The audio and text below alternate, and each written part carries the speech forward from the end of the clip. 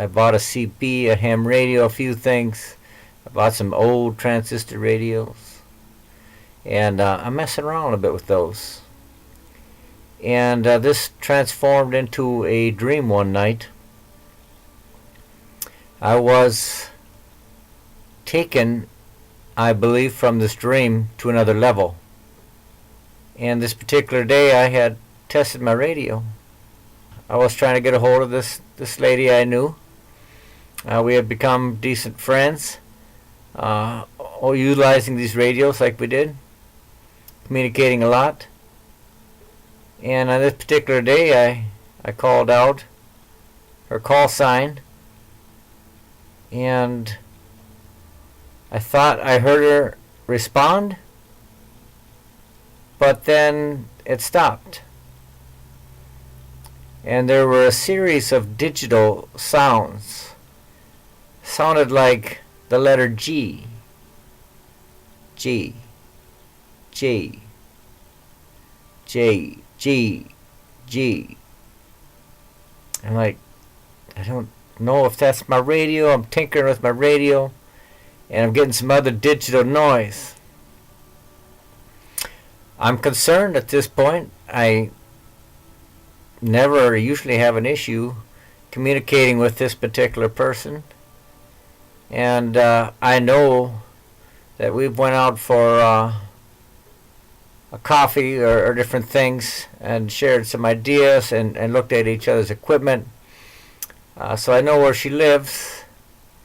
And so I get in the car. It's towards evening time now. It's probably, like a 2-hour drive there. She lives in an area that is farther south. And in this dream, of course, I was down south somewhere. I wasn't up here in Minnesota, but rather a more deserty type terrain, flatlands. I'm driving down a 4-lane highway. I'm cruising along. And I can see the hills up ahead. There's a road crossing that I can see, an intersection, and suddenly I see people in the highway. There was like 3, 4 of them facing one direction and 3 the other direction. A beam came from them. A beam of bluish light. And immediately my car shut down. I'm glancing around. I come to a stop. And I'm like, what is going on here? And I look to my right, and the car next to me, there's a guy there too. But that guy's just staring straight ahead. He looks like he's in a trance. So I'm like, I'm gonna get out of my car and go find out what's going on. I see a group of people down at the intersection. A young black woman, probably late 20s, early 30s, 35 at the oldest. She comes up to me and she says, "We need your help." And I'm like, "You do?" And when you're alive, the first thing you're thinking is there a car broke down? Is there somebody hurt? None of this makes a lot of sense, because all of a sudden I'm realizing that I'm partway into another dimension at the time. I realize that. But first off, she says, "We're celebrating the birth of Aretha Franklin." And I'll tell you what, at this moment,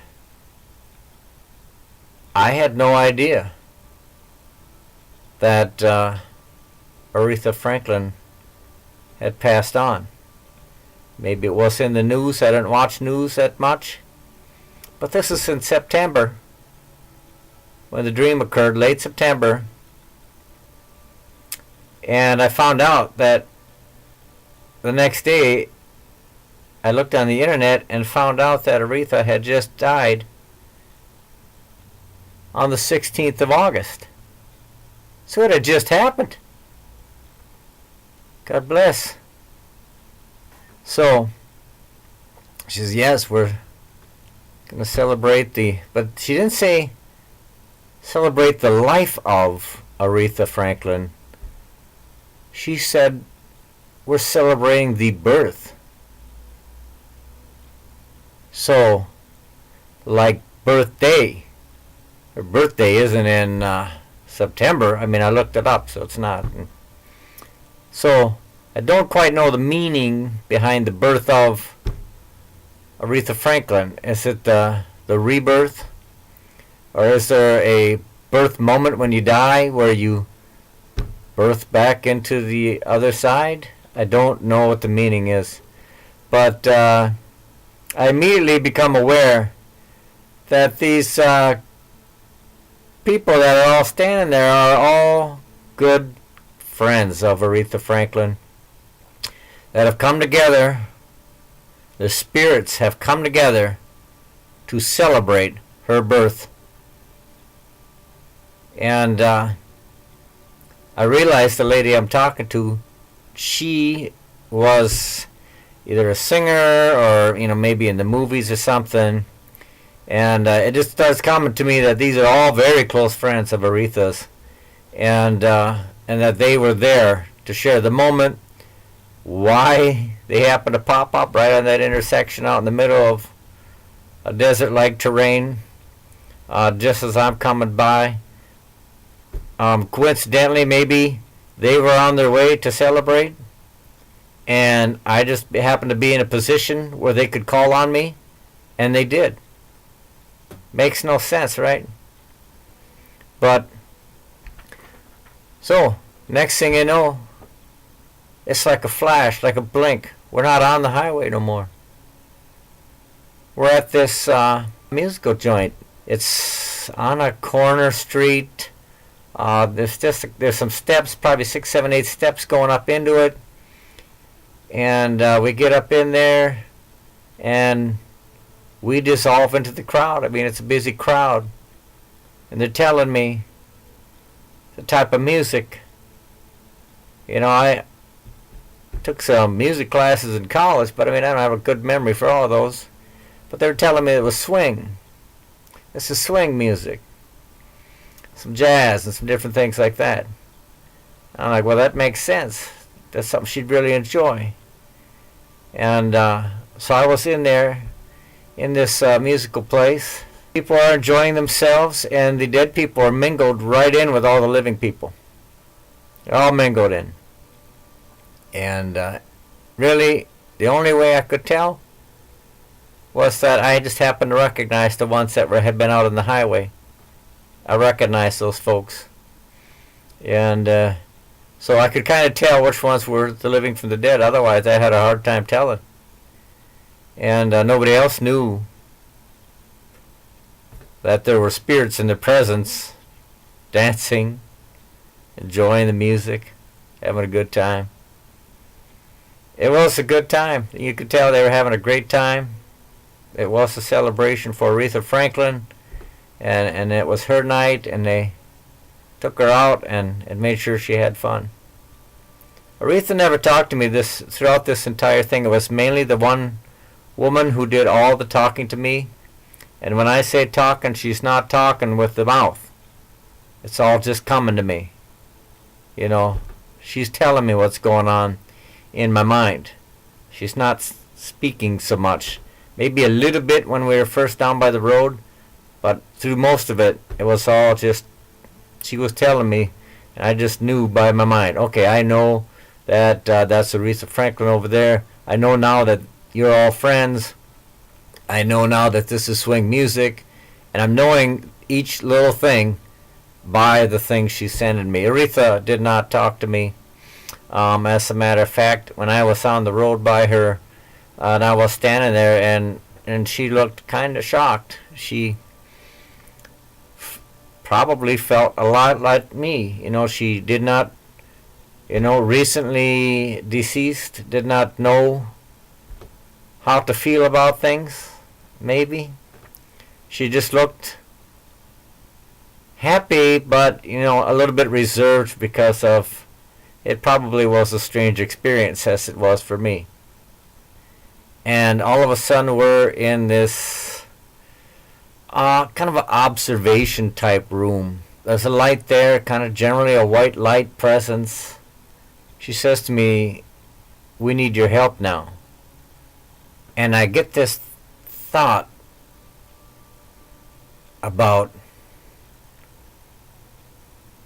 things that are going on down here on Earth. And how perhaps the spirits, when they're on the other side and they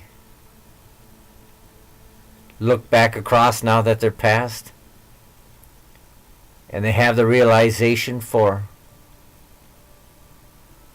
things maybe they could have done here. They want to help. Let's just say that. They want to help us do what's good down here in this earth realm. But they need people on this side to help. They can't do it all from the other side. They need people here on earth to help. So they call on them.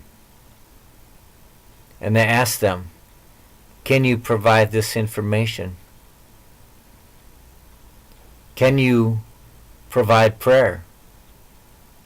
That's something I'm going to talk about in another video coming up quite soon, is about group prayer that I've experienced. Another story. But, so, they need help. They're letting me know that they may need to call upon me for information. I'm not positive what this information is. It may just be prayer. It could be other things. I don't know. But in the end, I wake up and I'm like, "Oh, was that a dream?" We have some crazy dreams in life.